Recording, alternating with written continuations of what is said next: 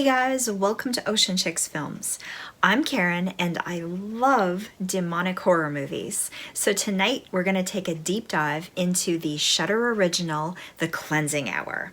This one's directed by Damien LeVeck and it stars Ryan Guzman, Kyle Gallner, and Alix Angelis. I love her name, such a pretty name.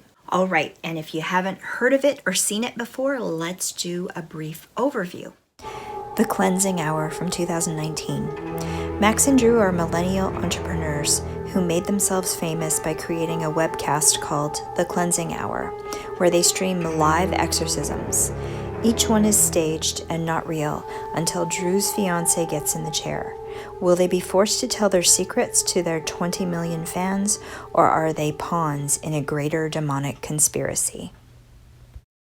And just so you know, there will be moderate spoilers in this review, but I'm not going to give away the ending. So Max and Drew have created this crazy online live stream type of show where Max is the host and Drew organizes all of the guests and coordinates all of the stunts. So it's set up to look like Father Max, yeah, he plays a priest, is the coordinator of these live streams, and he's performing these real life exorcisms live for all the viewers to see. But in reality, it's very fake and very staged. It's not real at all, and the entire staff is sworn to secrecy about it. So they do everything up in this really elaborate production, and it's really scary, and you combine that with this sexy Father Max who's performing these exorcisms live, and you know, they have this massive, massive following of people that can't stop watching it.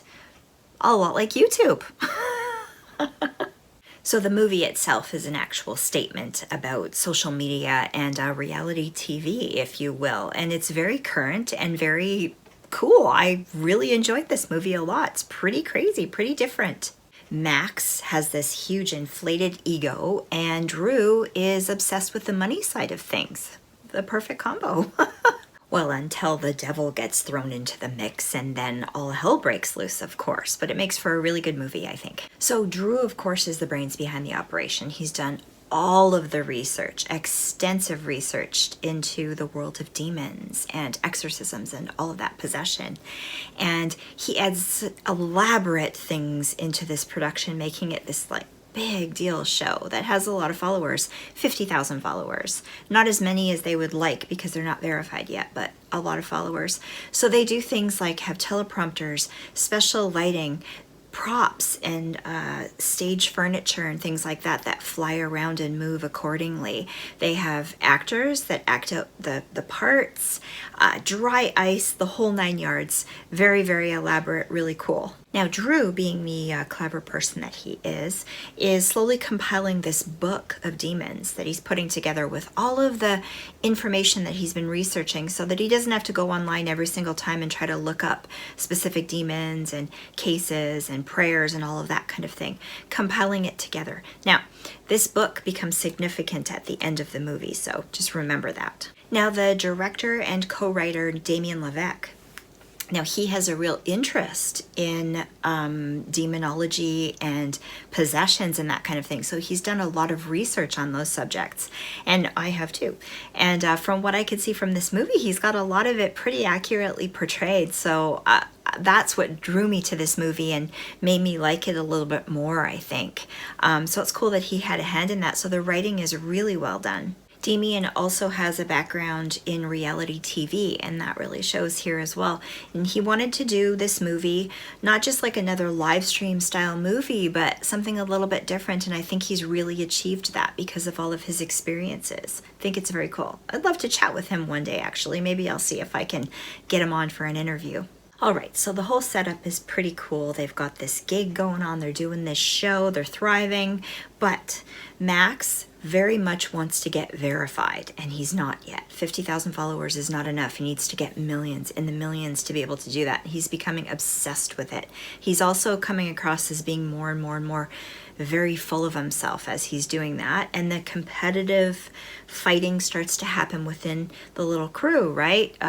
His sidekick, who's doing all the work, feeling he's not getting paid enough, and they're not producing the results. So there's starting to be a little bit of bickering and whatnot going on, a little bit of tension happening there. Perfect timing for the devil. So in any case, Drew is coming up with some new fresh ideas that maybe can help pump the numbers up. Like, you know, having seances, maybe doing some ghost hunting, that kind of thing, instead of just what they're doing with the exorcisms.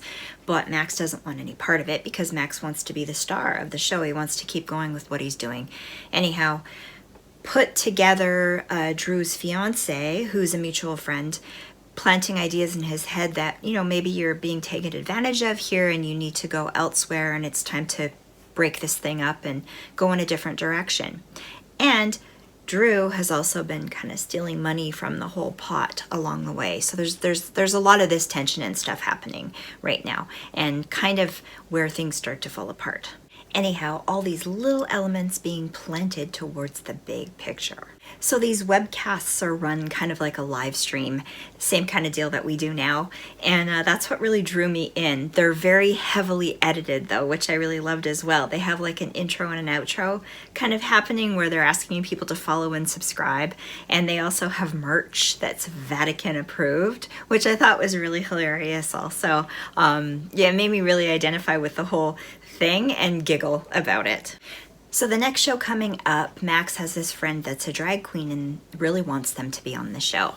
So they end up being a no-show, and very quickly Drew has to scramble together to come up with the show because they're live, right?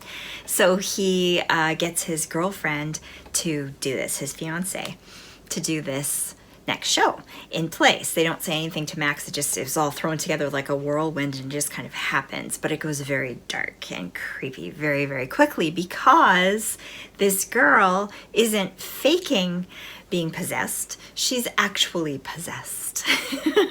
So you can imagine it goes kind of really crazy and nutty really fast, but really cool. So just for a little bit of a background history of our three main characters, Max, Drew, and Lane, Lane being the fiance. The three of them are kind of friends now together, and the two boys actually started out as altar boys together, and that's how they got to know each other when they were kids. And there was an accident with this crazy strict nun back in the day that kind of accidentally was killed and turned Max off of the church, and he didn't want to do that anymore. He was going to become a priest, or he became a priest and then he quit. Anyway, this movie, everything about it is testing their faith, bringing them back around full circle.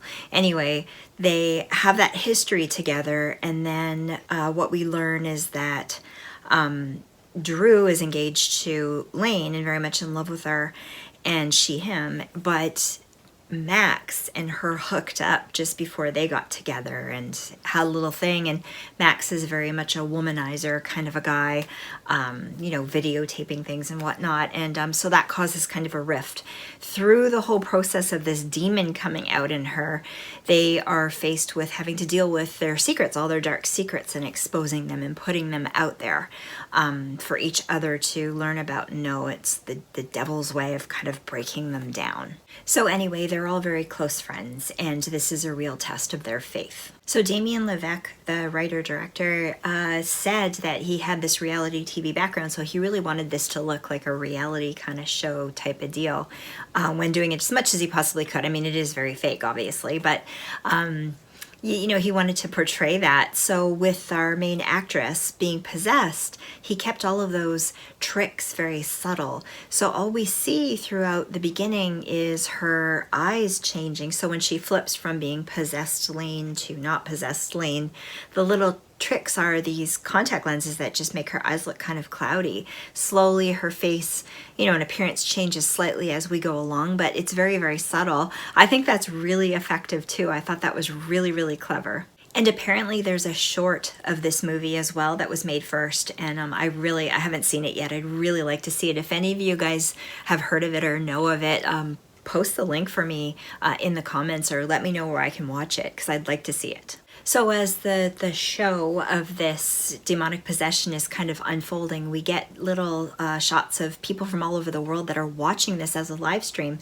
So that's really cool too. It really puts things in perspective of the stuff that we nowadays watch on the internet, you know, and how much of it, like everything's got some element of fakeness to it, right? I mean, not things are not usually real. So it's kind of really plays with that whole way of thinking, and it really made me think. I really enjoyed it for that reason. So of course, as we're seeing horrific things happen and people are freaked out, they're obsessed with their screens, their phones and their tablets and studying this thing, and the numbers are going up and down accordingly, right? Like there's views, there's likes, there's all this stuff happening at the same time, and I think that's really interesting too, especially if you've run a live stream yourself before.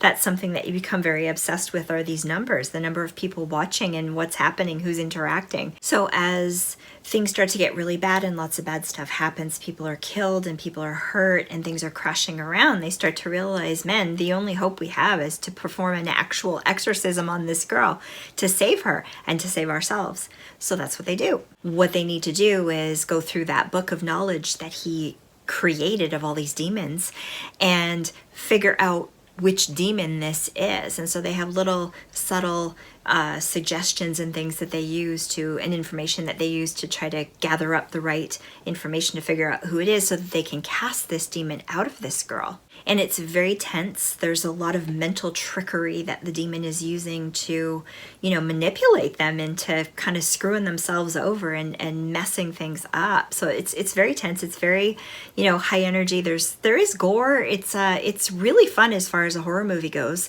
but there's also that really good storyline and connection to the characters too that I love so much.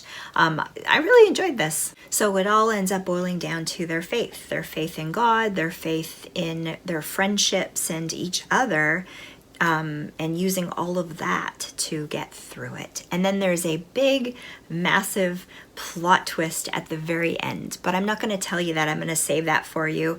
If you haven't watched it, you got to go watch it and check it out.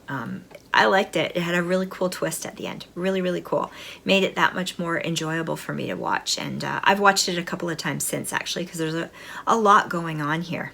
I have to say, I really enjoyed this movie. It's got a very unique storyline. It's well written. The characters are amazing. The acting is really good. The effects are good. It's fun. It's different. It's very modern. I maybe resonated with it a little bit more because of what I do with my YouTube channel, and I've experience with live streams as well, so I get that. Merch, you know, that kind of thing.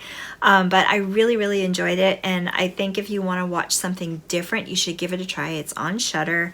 Yeah, I really, really liked it. And for my review, I would say I'm gonna give it 4 shark bites out of 5 because I think it was that good, and you should definitely check it out. If you have, or if you do, please comment down below your thoughts and what you felt about it as well. I'd love to chat with you about it.